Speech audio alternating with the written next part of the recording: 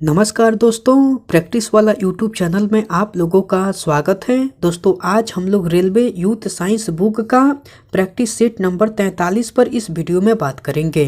तो आप वीडियो को पूरा देखिए, आपके लिए एक एक सवाल इम्पोर्टेंट है। दोस्तों आपके एग्जाम में इस वीडियो से सेम टू सेम सवाल देखने को मिलेगा, तो आप एक एक सवाल का इम्पोर्टेंट समझिए और अच्छे से तैयारी कीजिए। ओके दोस्तों, चलिए हम लोग डायरेक्ट क्वेश्चन देख लेते हैं। नेक्स्ट क्वेश्चन 1 नंबर कह रहा है कि निम्नलिखित में से किस उपकरण का उपयोग प्रत्यावर्ती धारा को दृष्ट धारा में परिवर्तित करने के लिए किया जाता है। 4 ऑप्शन दिया गया है, इनमें से आपको चुनकर बताना है कि किस उपकरण का उपयोग प्रत्यावर्ती धारा को दृष्ट धारा में परिवर्तित करने के लिए किया जाता है। तो दृष्टकारी उपकरण का उपयोग किया जाता है। किसका उपयोग किया जाता है दोस्तों? तो आपको दृष्टकारी उपकरण का उपयोग किया जाता है। ऑप्शन सी जो है बिल्कुल सही उत्तर हो जाएगा। ओके, चलिए नेक्स्ट क्वेश्चन देख लेते हैं। नेक्स्ट क्वेश्चन आपको 2 नंबर कह रहा है कि विद्युत धारा के मापन हेतु निम्न में से किस उपकरण का प्रयोग किया जाता है। 4 ऑप्शन दिया गया है, इनमें से आपको चुनकर बताना है कि विद्युत धारा के मापन हेतु निम्न में से किस उपकरण का प्रयोग किया जाता है। तो ए मीटर का प्रयोग किया जाता है। किसका प्रयोग किया जाता है दोस्तों? तो ए मीटर उपकरण का प्रयोग किया जाता है। ऑप्शन बी जो है बिल्कुल सही उत्तर हो जाएगा। ओके, चलिए नेक्स्ट क्वेश्चन देख लेते हैं। नेक्स्ट क्वेश्चन आपको 3 नंबर कह रहा है कि विद्युत धारा मापने के लिए प्रयुक्त होने वाले यंत्र को डैश कहा जाता है। 4 ऑप्शन दिया गया है, इनमें से आपको चुनकर बताना है कि विद्युत धारा मापने के लिए प्रयुक्त होने वाले यंत्र को क्या कहा जाता है। तो ए मीटर कहा जाता है। क्या कहा जाता है दोस्तों? तो ए मीटर कहा जाता है। ऑप्शन डी जो है बिल्कुल सही उत्तर हो जाएगा। ओके, चलिए नेक्स्ट क्वेश्चन देख लेते हैं। दोस्तों मैं उम्मीद करता हूं कि क्वेश्चन आपको अच्छे से समझ में आ रहा है।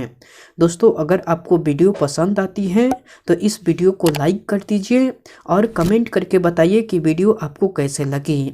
दोस्तों अभी तक आप इस चैनल को सब्सक्राइब नहीं किए हैं तो प्लीज़ इस चैनल को सब्सक्राइब कर लीजिए और बेल आइकन को भी प्रेस कर दीजिए। ओके, चलिए नेक्स्ट क्वेश्चन आपको 4 नंबर कह रहा है कि निम्न में से कौन विद्युत धारा के ताप प्रभाव पर आधारित होता है। 4 ऑप्शन दिया गया है, इनमें से आपको चुनकर बताना है कि कौन विद्युत धारा के ताप प्रभाव पर आधारित होता है। तो विद्युत हीटर होता है। कौन होता है दोस्तों? तो विद्युत हीटर। ऑप्शन बी जो है बिल्कुल सही उत्तर हो जाएगा। ओके, चलिए नेक्स्ट क्वेश्चन देख लेते हैं। नेक्स्ट क्वेश्चन आपको 5 नंबर कह रहा है कि आधुनिक विद्युत जनरेटर डैश सिद्धांत पर कार्य करता है। 4 ऑप्शन दिया गया है, इनमें से आपको चुनकर बताना है कि आधुनिक विद्युत जनरेटर किस सिद्धांत पर कार्य करता है। तो आधुनिक विद्युत जनरेटर जो है आपको विद्युत चुंबकीय प्रेरण के सिद्धांत पर कार्य करता है। ऑप्शन सी जो है बिल्कुल सही उत्तर हो जाएगा। ओके, चलिए नेक्स्ट क्वेश्चन देख लेते हैं। नेक्स्ट क्वेश्चन आपको 6 नंबर कह रहा है कि जनित्र के संबंध में निम्न में से कौन सा कथन सत्य है। 4 कथन दिया गया है, इनमें से आपको चुनकर बताना है कि जनित्र के संबंध में निम्न में से कौन सा कथन सत्य है। तो कथन ए कह रहा है कि यह यांत्रिक ऊर्जा को विद्युत ऊर्जा में परिवर्तित करता है। यही कथन जो है आपका सत्य है। तो ऑप्शन ए जो है बिल्कुल सही उत्तर हो जाएगा। ओके, चलिए नेक्स्ट क्वेश्चन देख लेते हैं। नेक्स्ट क्वेश्चन आपको 7 नंबर कह रहा है कि इलेक्ट्रिक मोटर एक उपकरण है जो विद्युत ऊर्जा को डैश में परिवर्तित करता है। 4 ऑप्शन दिया गया है, इनमें से आपको चुनकर बताना है कि इलेक्ट्रिक मोटर एक उपकरण है जो विद्युत ऊर्जा को आपको यांत्रिक ऊर्जा में परिवर्तित करता है। किस में परिवर्तित करता है दोस्तों? तो विद्युत ऊर्जा को यांत्रिक ऊर्जा में परिवर्तित करता है। ऑप्शन ए जो है बिल्कुल सही उत्तर हो जाएगा। ओके, चलिए नेक्स्ट क्वेश्चन देख लेते हैं। नेक्स्ट क्वेश्चन आपको 8 नंबर कह रहा है कि निम्नलिखित में से कौन सा उपकरण विद्युत प्रवाह के तापन प्रभाव पर आधारित नहीं है। 4 ऑप्शन दिया गया है, इनमें से आपको चुनकर बताना है कि कौन सा उपकरण विद्युत प्रवाह के तापन प्रभाव पर आधारित नहीं है। तो माइक्रोवेव जो है आपको विद्युत प्रवाह के तापन प्रभाव पर आधारित नहीं है। कौन नहीं है दोस्तों? तो माइक्रोवेव नहीं है। ऑप्शन सी जो है बिल्कुल सही उत्तर हो जाएगा। ओके, चलिए नेक्स्ट क्वेश्चन देख लेते हैं।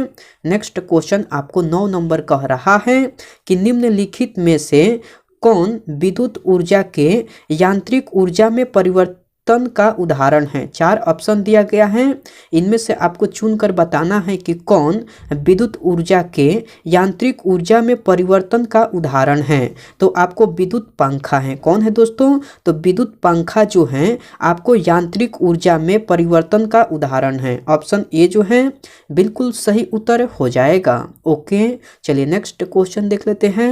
नेक्स्ट क्वेश्चन आपको 10 नंबर कह रहा है कि निम्नलिखित में से कौन सा विकल्प विद्युत धारा के तापन प्रभाव का उदाहरण नहीं है। 4 ऑप्शन दिया गया है, इनमें से आपको चुनकर बताना है कि कौन सा विकल्प विद्युत धारा के तापन प्रभाव का उदाहरण नहीं है। तो पंखे की कार्यशीलता नहीं है। कौन नहीं है दोस्तों? तो आपको पंखे की कार्यशीलता, ऑप्शन बी जो है बिल्कुल सही उत्तर हो जाएगा। ओके, चलिए नेक्स्ट क्वेश्चन देख लेते हैं। नेक्स्ट क्वेश्चन आपको 11 नंबर कह रहा है कि डैश विद्युत धारा के तापीय प्रभाव के व्यवहारिक अनुप्रयोगों पर आधारित नहीं है। 4 ऑप्शन दिया गया है, इनमें से आपको चुनकर बताना है कि कौन विद्युत धारा के तापीय प्रभाव के व्यवहारिक अनुप्रयोगों पर आधारित नहीं है। तो इलेक्ट्रिक घंटी नहीं है। कौन नहीं है दोस्तों? तो इलेक्ट्रिक घंटी नहीं है। ऑप्शन सी जो है बिल्कुल सही उत्तर हो जाएगा। ओके, चलिए नेक्स्ट क्वेश्चन देख लेते हैं। नेक्स्ट क्वेश्चन आपको 12 नंबर कह रहा है कि वोल्टमीटर एक ऐसा यंत्र है जो डैश की उपस्थिति का पता लगा सकता है। 4 ऑप्शन दिया गया है, इनमें से आपको चुनकर बताना है कि वोल्टमीटर एक ऐसा यंत्र है जो डैश की उपस्थिति का पता लगा सकता है। तो आपको विभवांतर की उपस्थिति का पता लगा सकता है। वोल्टमीटर एक ऐसा यंत्र है जो विभवांतर की उपस्थिति का पता लगा सकता है। ऑप्शन डी जो है बिल्कुल सही उत्तर हो जाएगा। ओके, चलिए नेक्स्ट क्वेश्चन देख लेते हैं। नेक्स्ट क्वेश्चन आपको 13 नंबर कह रहा है कि निम्नलिखित में से कौन सा उपकरण रासायनिक ऊर्जा को विद्युत ऊर्जा में परिवर्तित करता है। तो आपको विद्युत सेल करता है। कौन करता है दोस्तों? तो विद्युत सेल, ऑप्शन डी जो है बिल्कुल सही उत्तर हो जाएगा। दोस्तों मैं यह क्वेश्चन फिर से रिपीट कर दे रहा हूँ। क्वेश्चन कह रहा है कि निम्नलिखित में से कौन सा उपकरण रासायनिक ऊर्जा को विद्युत ऊर्जा में परिवर्तित करता है। तो विद्युत सेल करता है। कौन करता है दोस्तों? तो विद्युत सेल, ऑप्शन डी जो है बिल्कुल सही उत्तर हो जाएगा। ओके, चलिए नेक्स्ट क्वेश्चन देख लेते हैं। नेक्स्ट क्वेश्चन आपको 14 नंबर कह रहा है कि विद्युत स्विचों को किसमें लगाया जाता है। विद्युत स्विचों को किसमें लगाया जाता है? तो लाइव तार में लगाया जाता है। विद्युत स्विचों को लाइव तार में लगाया जाता है। ऑप्शन ए जो है बिल्कुल सही उत्तर हो जाएगा। ओके, चलिए नेक्स्ट क्वेश्चन देख लेते हैं। नेक्स्ट क्वेश्चन आपको 15 नंबर कह रहा है कि एक परिशुद्ध एमीटर के प्रतिरोध का मान होना चाहिए। 4 ऑप्शन दिया गया है, इनमें से आपको चुनकर बताना है कि एक परिशुद्ध एमीटर के प्रतिरोध का मान कितना होना चाहिए। तो बहुत निम्न होना चाहिए। कितना होना चाहिए दोस्तों? तो बहुत निम्न होना चाहिए। ऑप्शन सी जो है बिल्कुल सही उत्तर हो जाएगा। ओके, चलिए नेक्स्ट क्वेश्चन देख लेते हैं। नेक्स्ट क्वेश्चन आपको 16 नंबर कह रहा है कि विद्युत धारा को मापने के लिए किस उपकरण का उपयोग किया जाता है। 4 ऑप्शन दिया गया है, इनमें से आपको चुनकर बताना है कि विद्युत धारा को मापने के लिए किस उपकरण का उपयोग किया जाता है। तो एमीटर का उपयोग किया जाता है। किस उपकरण का उपयोग किया जाता है? तो एमीटर उपकरण का उपयोग किया जाता है। ऑप्शन सी जो है बिल्कुल सही उत्तर हो जाएगा। ओके, चलिए नेक्स्ट क्वेश्चन देख लेते हैं। नेक्स्ट क्वेश्चन आपको 17 नंबर कह रहा है कि डैश सामान्यतः विद्युत तापन उपकरणों में प्रयोग किया जाता है। तो आपको नाइक्रोम जो है सामान्यतः विद्युत तापन उपकरणों में प्रयोग किया जाता है। कौन किया जाता है दोस्तों? तो नाइक्रोम जो है सामान्यतः विद्युत तापन उपकरणों में प्रयोग किया जाता है। ऑप्शन ए जो है बिल्कुल सही उत्तर हो जाएगा। ओके, चलिए नेक्स्ट क्वेश्चन देख लेते हैं। नेक्स्ट क्वेश्चन आपको 18 नंबर कह रहा है कि यदि एक फ्यूज का मान 8 एम्पियर है तब होगा। यदि एक फ्यूज का मान 8 एम्पियर है तब धारा 8 एम्पियर से अधिक होने पर फ्यूज पिघल जाएगा। तो क्या होगा दोस्तों, तो धारा 8 एम्पियर से अधिक होने पर फ्यूज पिघल जाएगा। ऑप्शन सी जो है बिल्कुल सही उत्तर हो जाएगा। ओके, चलिए नेक्स्ट क्वेश्चन देख लेते हैं। नेक्स्ट क्वेश्चन आपको 19 नंबर कह रहा है कि टंगस्टन का उपयोग विद्युत बल्ब में क्यों किया जाता है। 4 ऑप्शन दिया गया है, इनमें से आपको चुनकर बताना है कि टंगस्टन का उपयोग विद्युत बल्ब में क्यों किया जाता है। क्योंकि इसका उच्च गलनांक होता है, इसीलिए किया जाता है। क्यों किया जाता है, क्योंकि इसका उच्च गलनांक होता है। ऑप्शन बी जो है बिल्कुल सही उत्तर हो जाएगा। ओके, चलिए नेक्स्ट क्वेश्चन देख लेते हैं।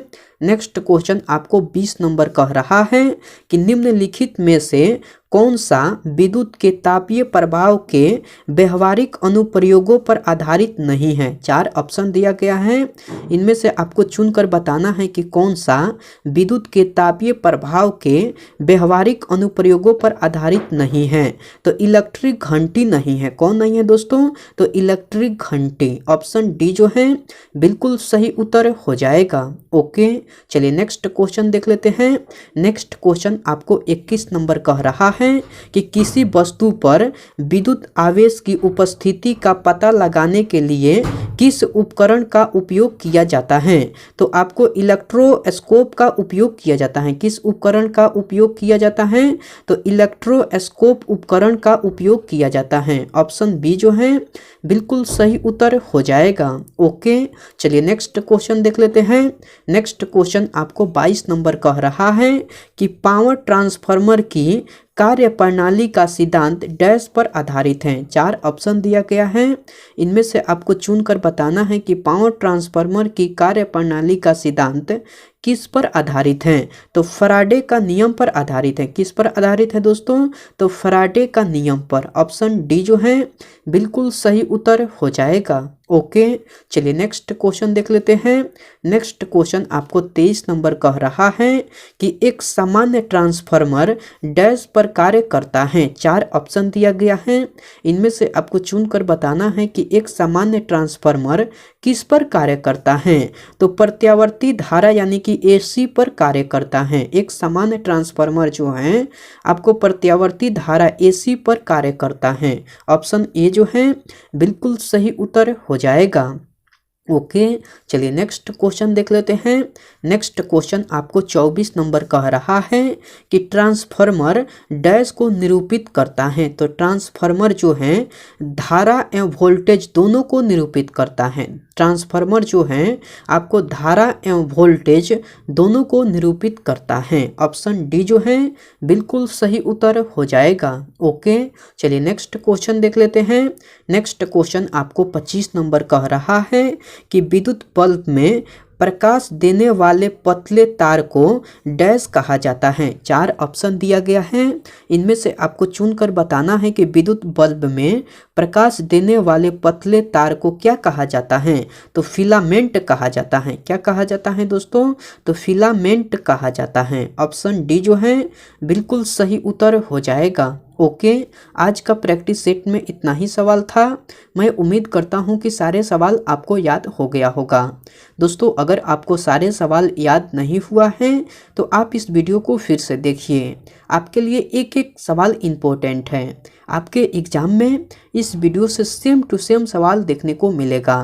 ओके, मैं आपसे नेक्स्ट वीडियो में मिलता हूँ। तब तक के लिए टेक केयर दोस्तों एंड बाय।